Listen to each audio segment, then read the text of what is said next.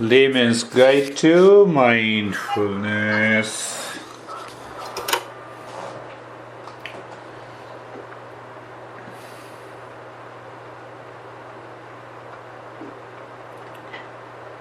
Studying the principles of Eastern wisdom removes wrong notion, and the practice changes the mind.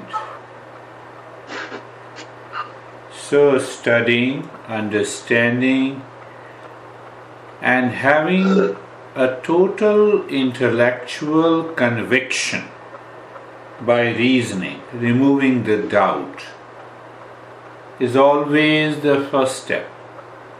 So every master said, know it first, desire it, and have it.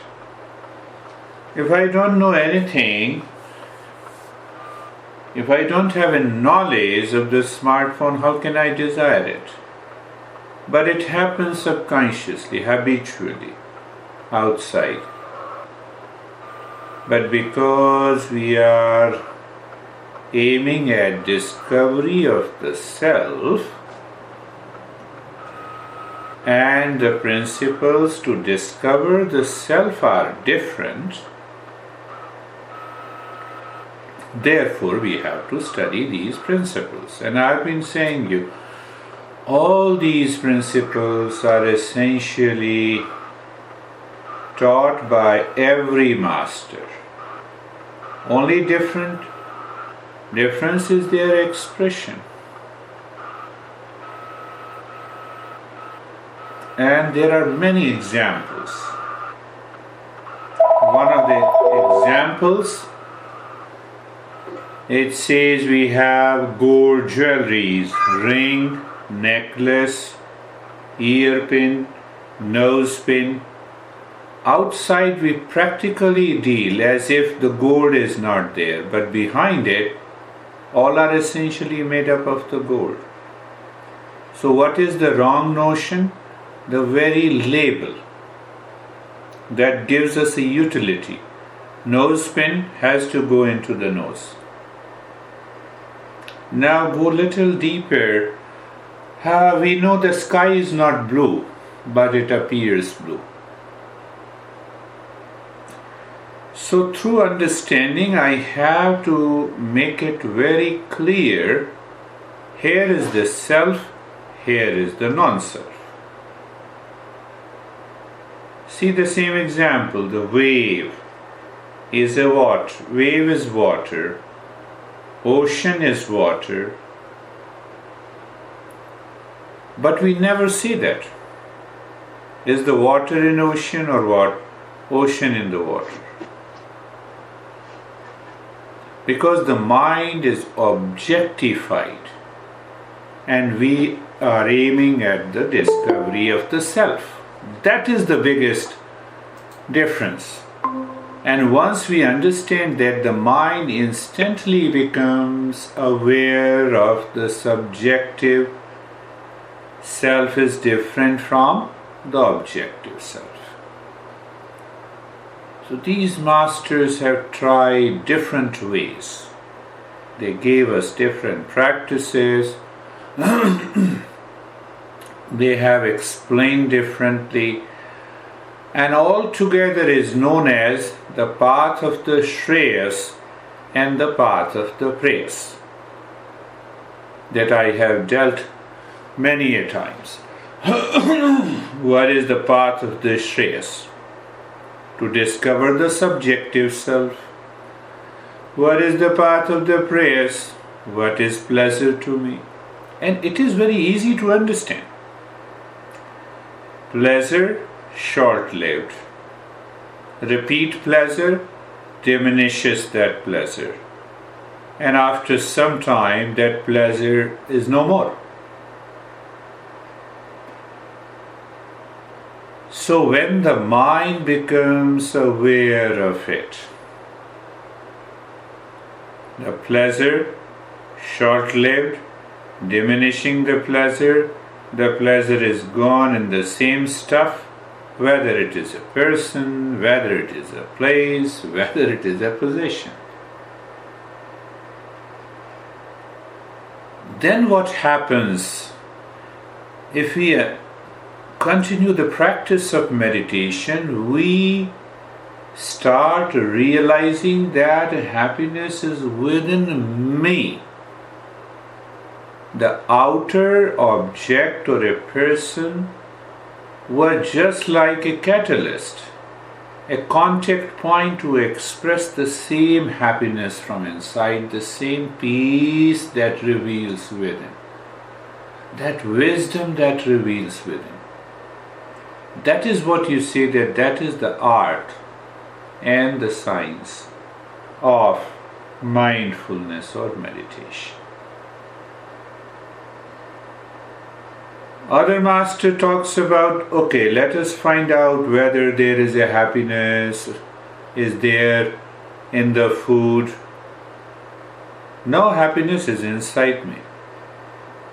See, I'm using another principle. Master says there is a world outside. First factor. Experiences of the same world is happening inside me. How do I know that you are listening to me? It is happening within me and you are outside. Two factor. World outside, experiences inside. But who knows both the world and my experiences? There has to be an experiencer. And that experiencer is the self. That is what we need to explore and discover. And the moment we discover, there is a natural dispassion, not only of the world outside, but also with all our experiences that is happening in the mind. So now, based on these principles, how do you explain mindfulness or meditation? It is the discovery of the real self. So we qualify the self with the real self because we identify ourselves with the body, the breath, the mind, the relations. That identification creates a clinging. So we are separate, even at the intellectual level, the real self and the superficial self. So what is superficial self? Constantly changing, body is constantly changing, breath is constantly changing, mind is constantly changing, thoughts are changing. I am none of them. So that is basically the discovery of the self. That is where the mindfulness and meditation comes. Let us see today whether we reach to that point or not. Close your eyes. Close your eyes gently. As we need to prepare for anything, you have to go outside, you need to prepare, so we have a preparation. Eyes are closed gently, and then we are comfortable. Being comfortable, looking at the neck joint, feeling the sensation, and being comfortable. So it is not that when I say you feel comfortable. You have to experience yourself. So what is happening? We close our eyes symbolically to get away with the entire range of sense perception. Sorry. And we are moving the mind within. We are asking the mind to work on itself. That is what the being comfortable is. If you look at the subtle, in the subtle way. So, shoulder joints. I'm not asking you to do anything. You're looking at the shoulder joint mentally. Mentally looking means you're feeling. You have a sensation. Okay? You know you're comfortable and become aware.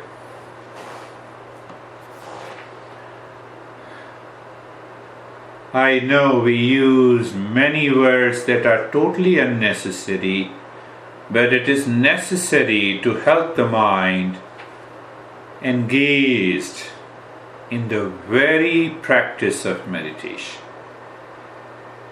Look at the hip joint. Very looking is feeling and aware of it. And still I say, look at the hip joint, feel the sensation, become aware, know that you are comfortable. All phrases, all words amounts to same thing. So when I'm using these words, please check. Your mind continues to stay there. That is, in a sense, being comfortable. When the mind experiences being comfortable, the mind need not to go anywhere. It is running after that peace and happiness. But still it is running. Move the mind on the knee joints. Feel the sensation. Become aware. Be comfortable. Entire body.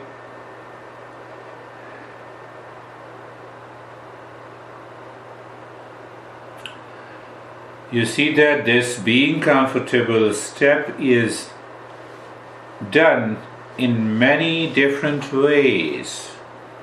The teacher comes and the students come, they bow down before each other, they chant some mantras. That is also way. But I found this way is very natural. It is not that only my way is good. Everyone is good.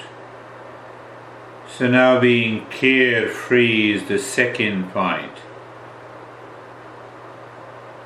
When I go slowly in the preparatory step, sometimes your mind hesitates. Now start.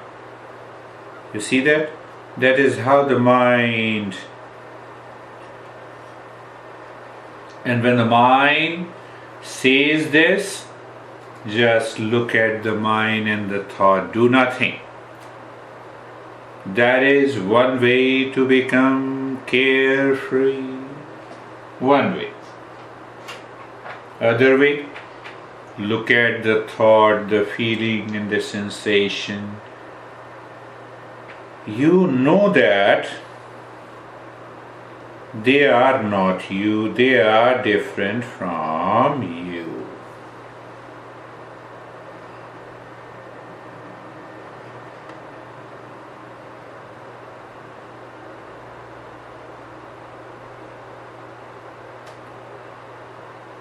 And where I give always example, traffic on the road. You're already into the practice the moment you are watching the content of the mind. So we only talk about thoughts. There are thoughts, there are feelings, there are sensations, there are past memories, they all pops up in the mind. Let it come and go. Like a traffic.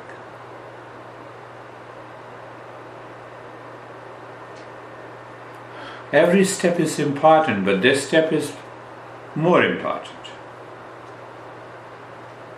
What we are doing. The heavy word of detachment, the heavy word of dispassion, we are doing casually. That makes the mind ready. And the third point is being natural. Looking. What is looking? Looking at the body, comfortable, carefree mind. Just being aware of it, that is all. That is all. As if you are in the state of doing nothing.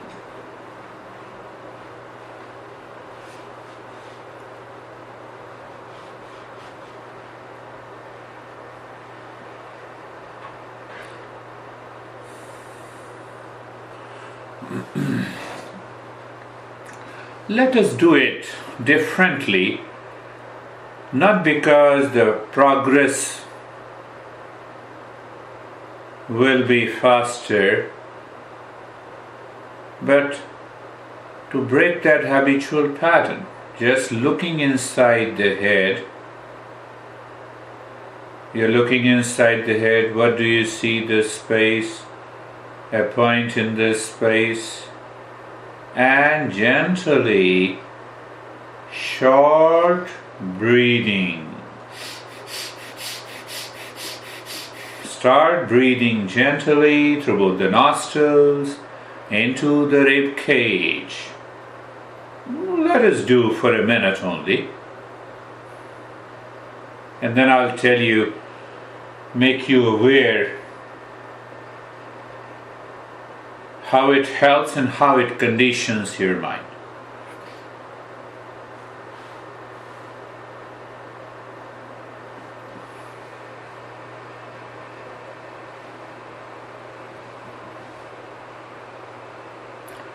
Continue, continue, continue.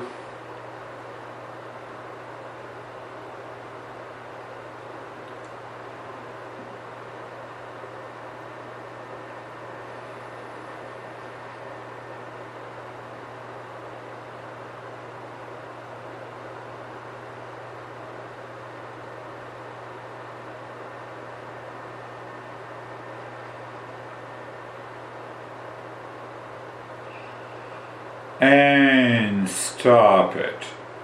No doubt, any alteration of the breathing directly affects the brain, and we change our experience. The big question the Master says, are you your experiences or an experiencer? If you are looking for an experiencer, whether you do breathing or not, it doesn't matter. Right approach. No, let us do the breathing that refresh my mind and the head. Heavily conditioned. It will not bring the result of mindfulness. Very subtle difference. So now look at the head and the neck. We go for that experience, but we remain aware. Look at the head and the neck. Be there. Become aware. And experience sensation, relaxation, and stillness. Right arm,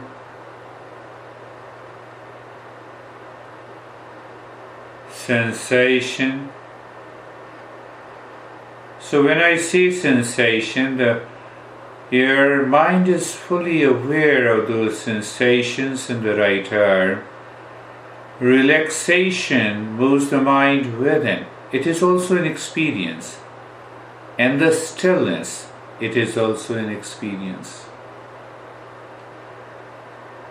Sensation is purely related to sense organ. Relaxation is related to the mind, and the stillness is related to the self. So you see, the mind is being educated. That's why I use the three words. Move the mind on the left arm, and we are not in a hurry. Mind is on the left arm, yes. You be there and wait there, yes. Sensation, we experience. Relaxation, and stillness.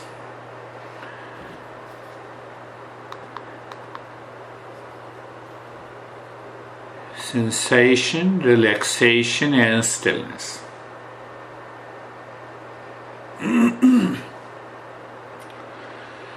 Sensation is or feeling at an outer level.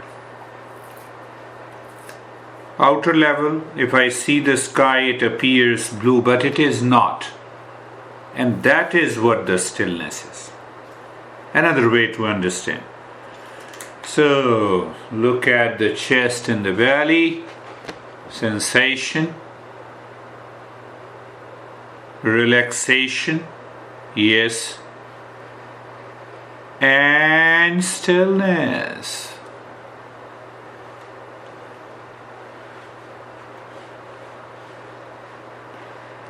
The mind, right leg, sensation, relaxation, and stillness.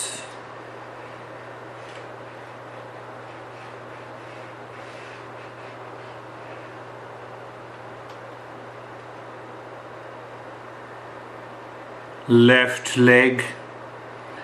You see that why I stress on these points. Our mind and the brain is heavily conditioned with objectivity. And in the objective world, it is the sensation. So sensation not only means a sensation of touch, it comes from all the sense organs.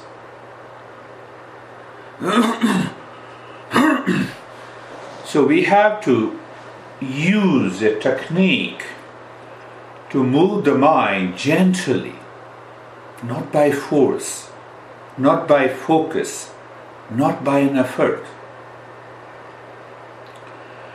So the mind goes to the left leg. Feel the sensation, relaxation, and stillness. The entire body. Entire body, yes. Be there. Where on the body? Feel the sensation, relaxation, and stillness. I'm trying to infuse some of these principles which will help you, remind you, and help you progress on this path.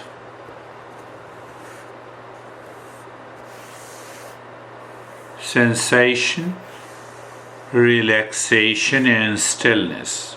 So when the Buddha says mindfulness is effortless and natural, so he's addressing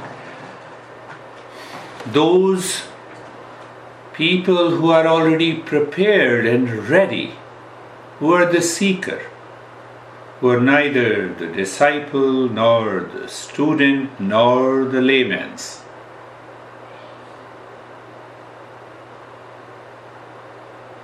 For the layman, for the student who had just started the journey, Buddha talks about Four Noble Truths.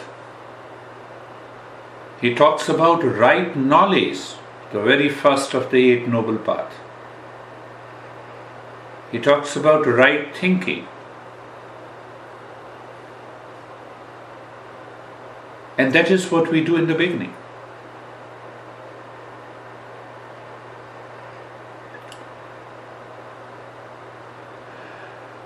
In that state of sensation, relaxation, and stillness,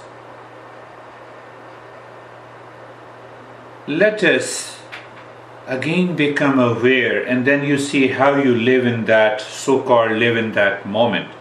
We have always been using live in the present moment. So 3 divisions by the mind. The world outside, that is not me. my experiences of that world, second. And the third is I am.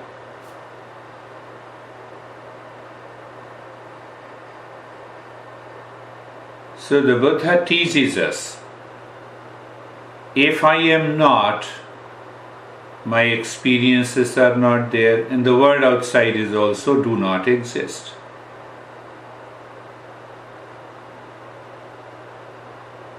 That's where we see the Buddhist philosophy, but it's the same. So become aware of the world outside. Just now, the room, the space, the articles, and the moment we become aware of the world outside, do nothing. Just a word.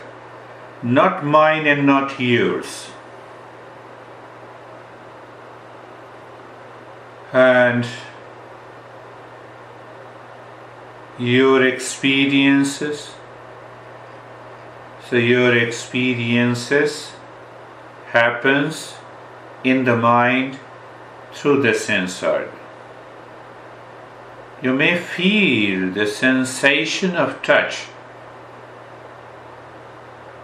of your hips, of your bed, or wherever you are doing meditation. You say that is also not me.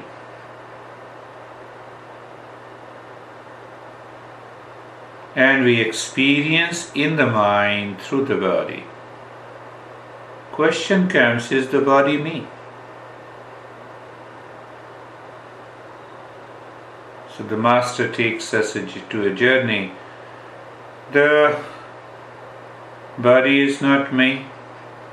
So breath, mind, intellect, ego, it is a device. How? Why? To know myself.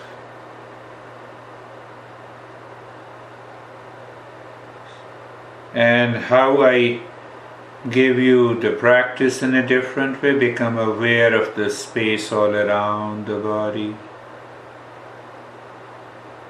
Become aware of the space all around the body and the body itself. Is there simultaneous awareness of the space, of the body, of the sensation, relaxation and stillness in the body, of the breath inside. You are aware of the space inside, behind the breath.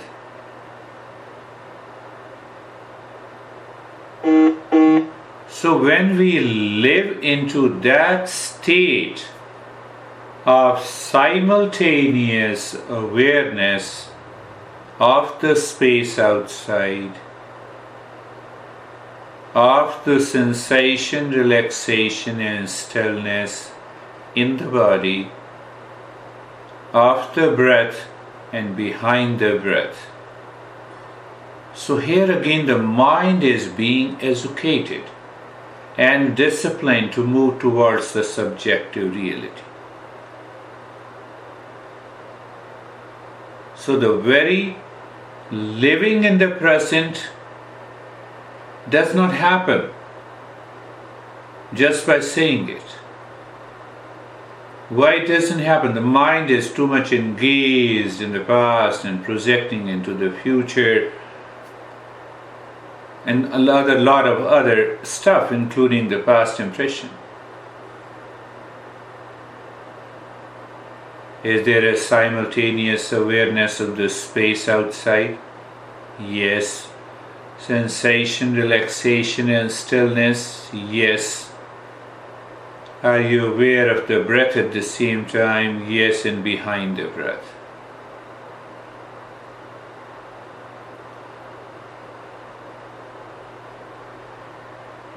That is the key.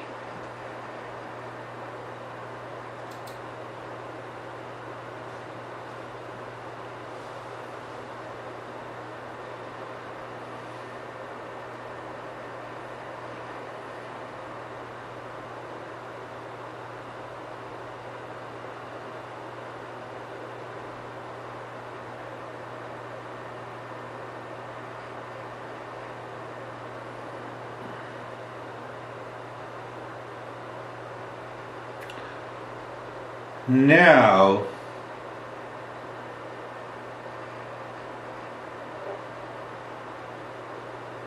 look at the breath. Now the mind is already disciplined and educated. It is inspired to live within. Only the three-pointed awareness of the breath will do. What is that? And three-pointed awareness of the breath is effortless. In the state of sensation, relaxation, and stillness, you are looking at the breath.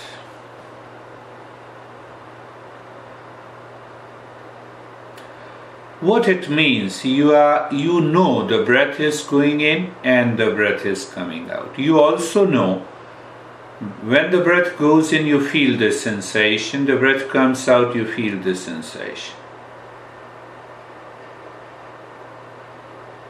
Tathagat. Many traditional Buddhist discipline uses the term Tathagat. Literal meaning is as it is. You know what? The breath is going in and out. As it is, no change. Breath goes in, you feel the sensation by default. As it is. You are doing nothing. It is not looking at the breath that is important. It is important is the mind continues to maintain awareness on the breath that is going in and out and feeling the sensation, and there is no change. But Patanjali says, Ha tatra pratyek tanata dhyanam. Meditation is an uninterrupted flow of the mind. He never said where, objectless.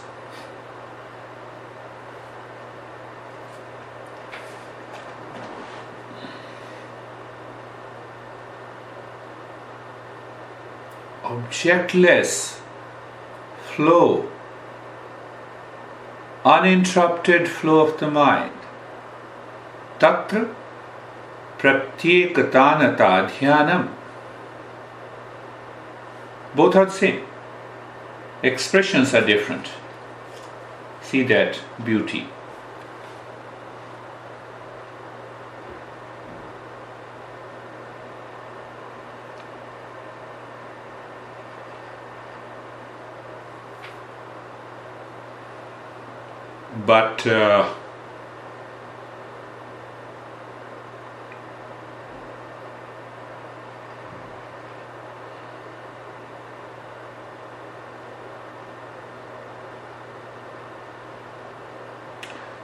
But the mind forgets this. Mind is carried away by a thought. So find out your state of the mind. The mind doesn't distract. You're there. It's all about extending that state. Mind distracts, but it returns the next moment it is distracted. You are progressing. The mind is distracted, forgets. When I say something, then your mind realizes that you are in mindfulness, and then mind also realizes that you are aware of the breath and it goes back. You see, a big gap. And that is what we say the impurity of the mind. I've been talking about it. Don't understand the impurity in a physical sense. And like this, there are 7 stages of ignorance. So now you have understood it, you know it, you have a desire. We can add many practice steps.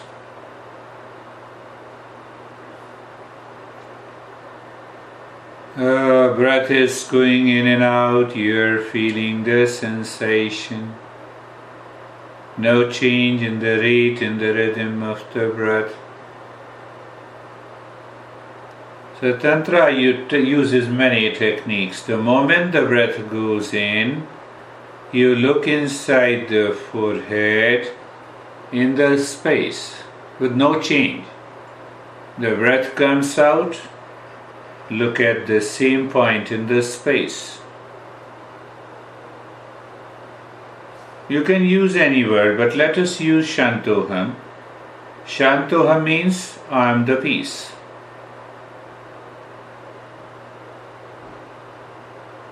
So maintain awareness on different points.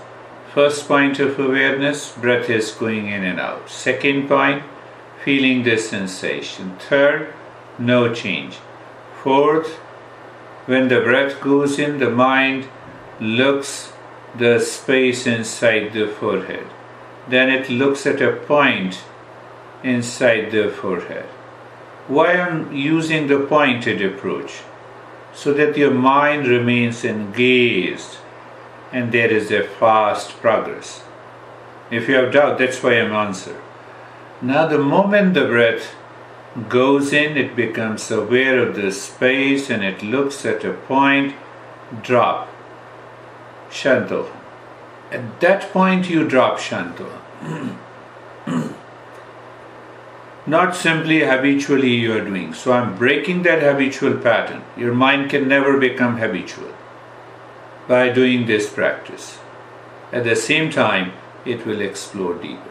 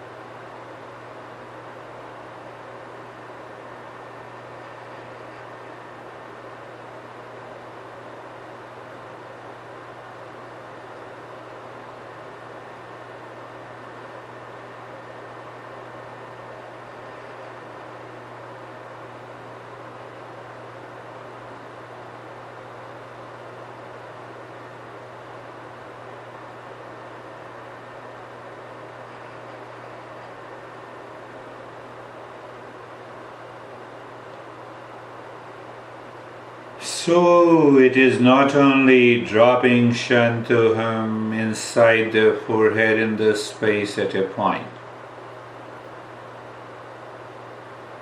And now you can easily understand all the 7 points are pointing to what? Uninterrupted flow of the mind. That is what I say, pointed awareness. 1, knowing the breath going in and out. 2, feeling the sensation. 3, no change. It's a pointed awareness where you do nothing. 4th, the space inside the forehead. 5th, looking at a point inside the forehead. 6th, dropping Shantoham. Breath goes in, dropping Shantoham. Breath comes in. It appears extremely simple and easy. For whom? Who are seekers.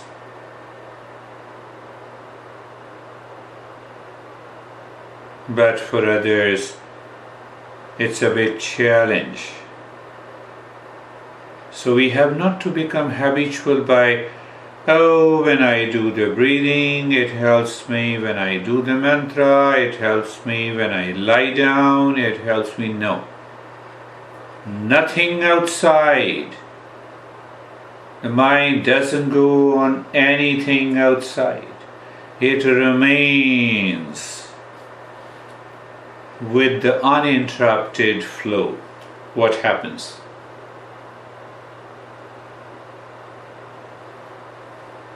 The mind moves inside. It gives you an objectless state.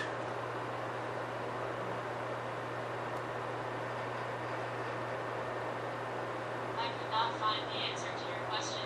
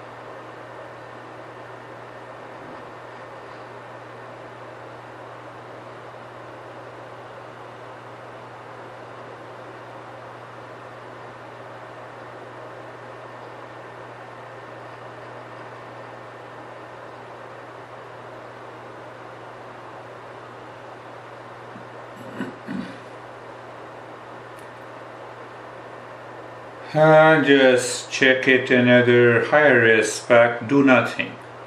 Remain as you are. So when you are doing nothing, you continue to experience what? Whatever is. Body, breath, mind, you're listening to me, and the state. You are in the state of doing nothing means the mind is not being carried away by any object, and that object is thought, person, place, memory. That objectless state gives you a tremendous joy in the peace.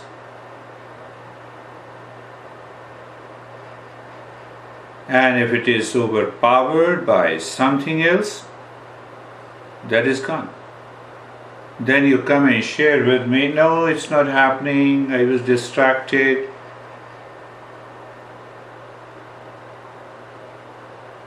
For those who are able to stay in that state, wonderful. Otherwise, return again. Look at the breath. Breath goes in and out. You feel the sensation. No change. Every time the breath goes in, you look inside the forehead in the space. Pick up a point. Every time the breath goes in, drop Shantoham. Every time the breath comes out, drop Shantoham.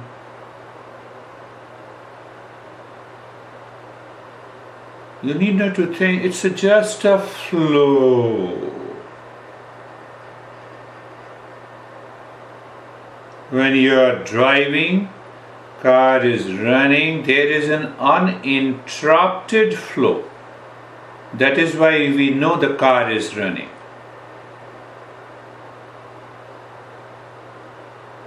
Especially on a cruise, you are aware of everything.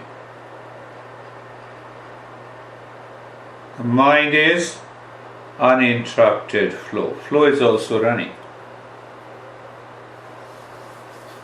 So when the mind is running on the objects,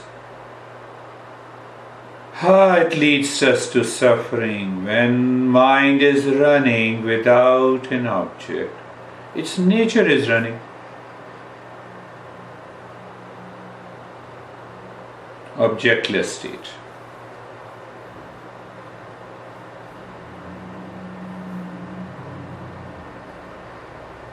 That is why Patanjali says, Yogas Chitta Vritti Nirodha, emptying the mind of its content is yoga. In the very beginning. So emptying is not forcing the mind to empty. Knowing, realizing the empty state of the mind.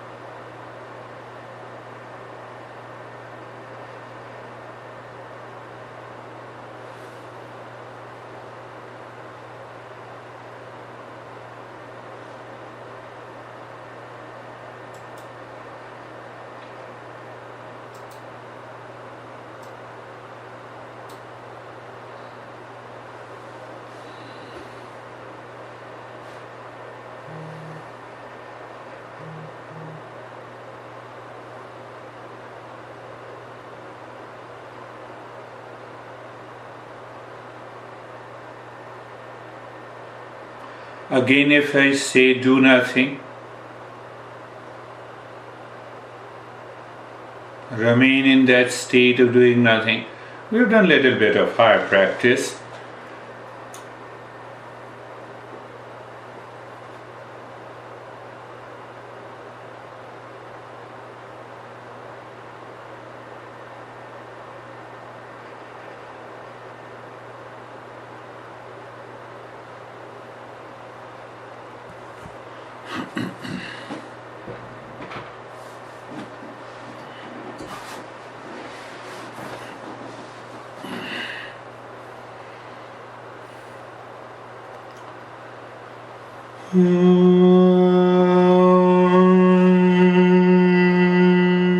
Shanti, Shanti, Shanti.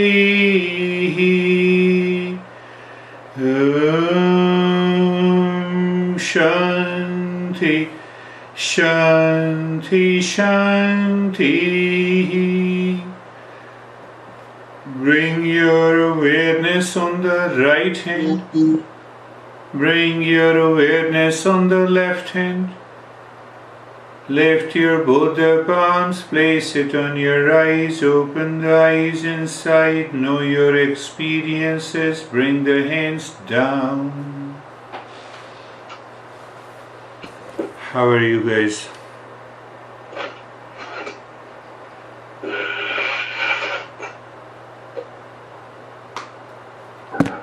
How are you, Anne? You have to open the mic.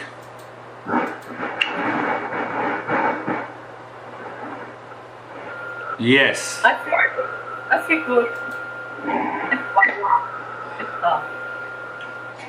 Good, please smile.